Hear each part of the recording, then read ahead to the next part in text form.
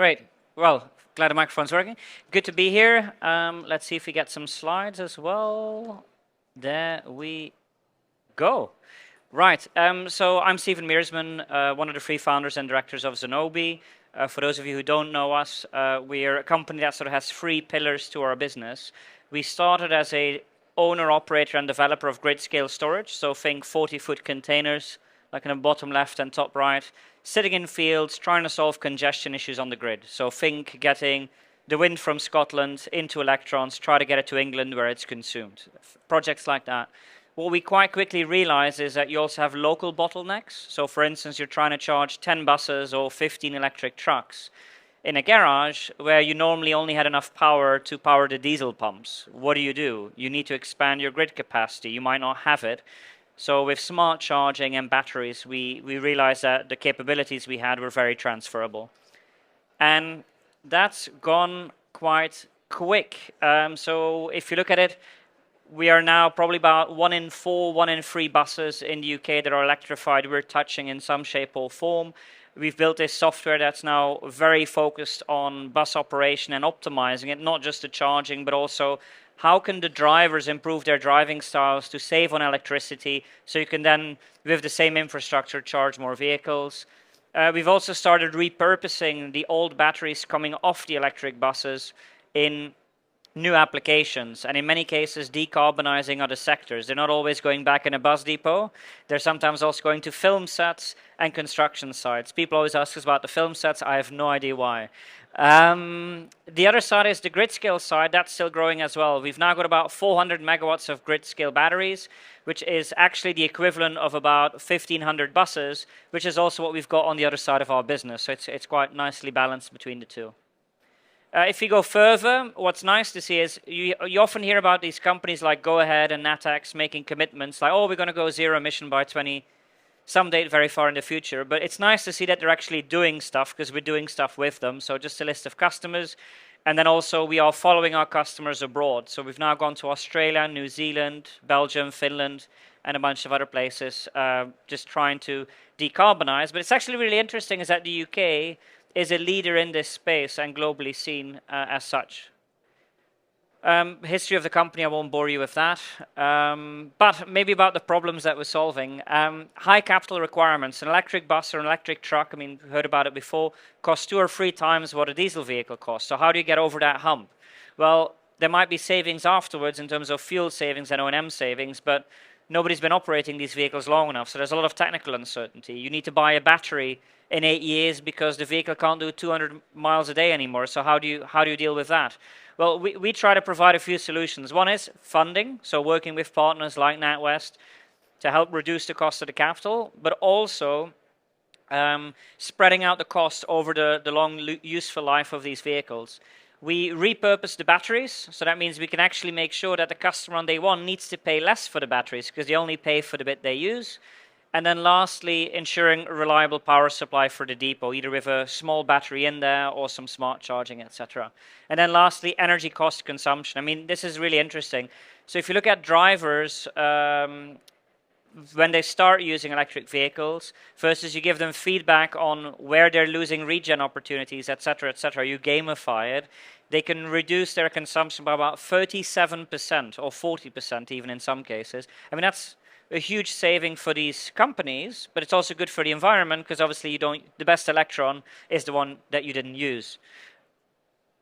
We do that again through a variety of contracts that I won't bore you with, but the interesting thing here maybe to point out is people always look at the bus and then the infrastructure comes later. And now people are starting to realize you actually need to look at the whole system. I mean, in a previous talk, we heard a lot about ecosystems, and that's true here.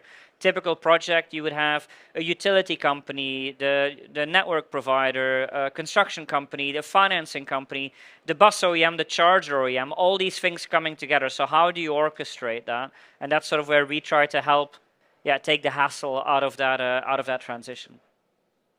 The interesting thing is also it can be cheaper if you look at it from a whole system perspective, because if you know you can train the drivers to use 40% less energy, that means you need to put 40% less cables roughly, in the depot. So that's a saving on day one. You lower the cost. That's also less equipment that needs to be maintained. So all these things coming together can create massive savings. And this chart's not one of ours. It's actually one of our customers sort of showing that, well, already today, without subsidies, electric buses are more cost effective over a 15-year period than diesel. So that's exciting.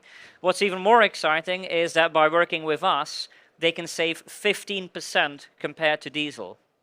That's massive. But like I said, you've got to get over these hurdles, the initial hurdle of the capital, and then some of the technical orchestration of getting all these people to come together and work towards that common goal.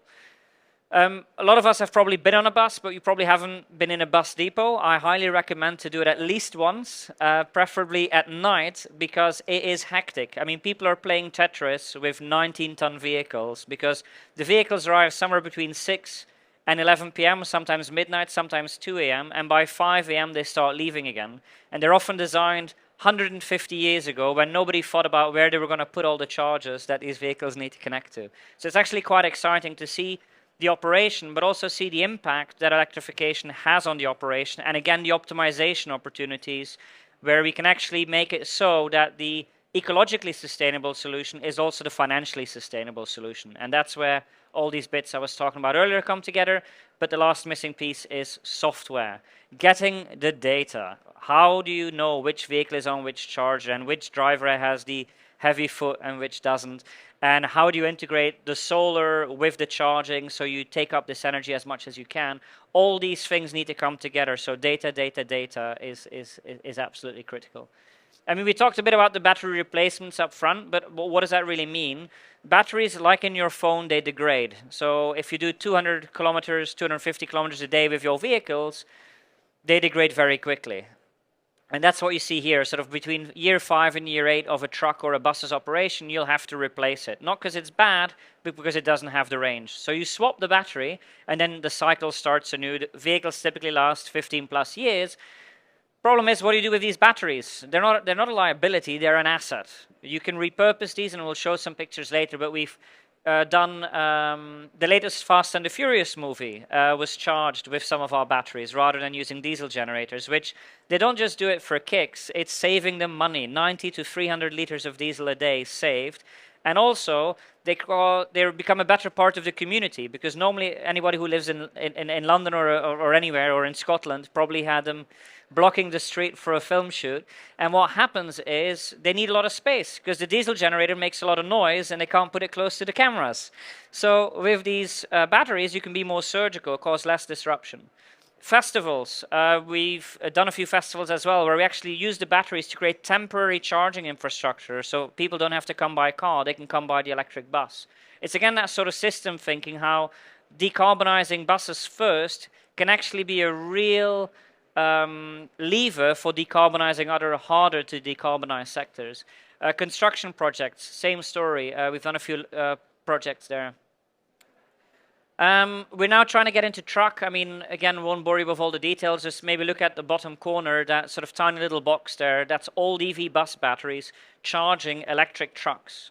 And in a sort of try before you buy mentality. Because I talked about CapEx, but the problem is, how do you know this thing is going to work for you, right? All these products are new.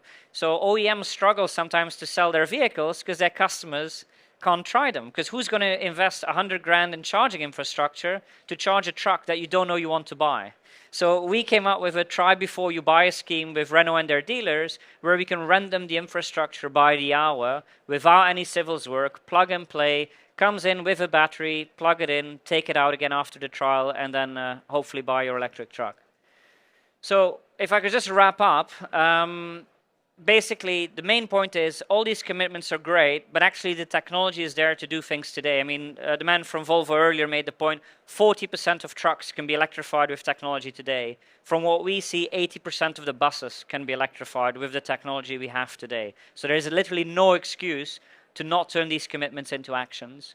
And you've got to break through the silos. You've got to look at your drivers, your operations, your facilities, your chargers, your vehicles, and bring that all together to make these things cost effective, because they can be.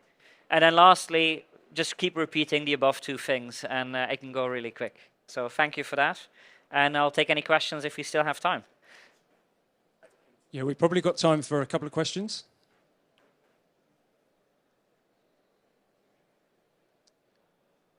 Or not? Or not. Hiya. Thank you. Benjamin Smith from National Grid. I guess when we look at buses and trucks, the competition you might see sometimes is hydrogen. How have you seen the uptake of EV buses and trucks as well versus hydrogen? I think on one side I could respond to this as the typical battery person and start slamming hydrogen. I won't do that. I think hydrogen has a place, right? I mean, there were some people on the previous panel looking at decarbonizing steel production, cement production, etc. And there's a role there to play. But what I look at is, in a lot of the hydrogen debate, they say, oh, but hydrogen's got the range, the 1,000-mile range, the this, the that. But who needs a 1,000-mile bus, right? If you look at most of the routes, you can do it with a fully degraded battery today. And actually, we're telling the OEMs, please make your buses cheaper and put less batteries in them, because you're already past the point of the range requirement. So from that perspective, I think there's no need in the urban centers, etc. There might be other applications if you look at mining equipment or some of the really long distance haulage, etc.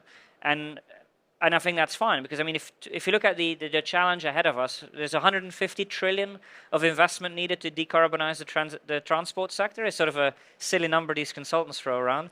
But if you look at that, even if hydrogen can provide 20% of that, and it allows that sector to start doing things today, then that's a great answer. Thank you. Any more for any more? No? Okay, well, without further ado, Stephen, thank you for your session this morning. Round of applause, please, for Stephen.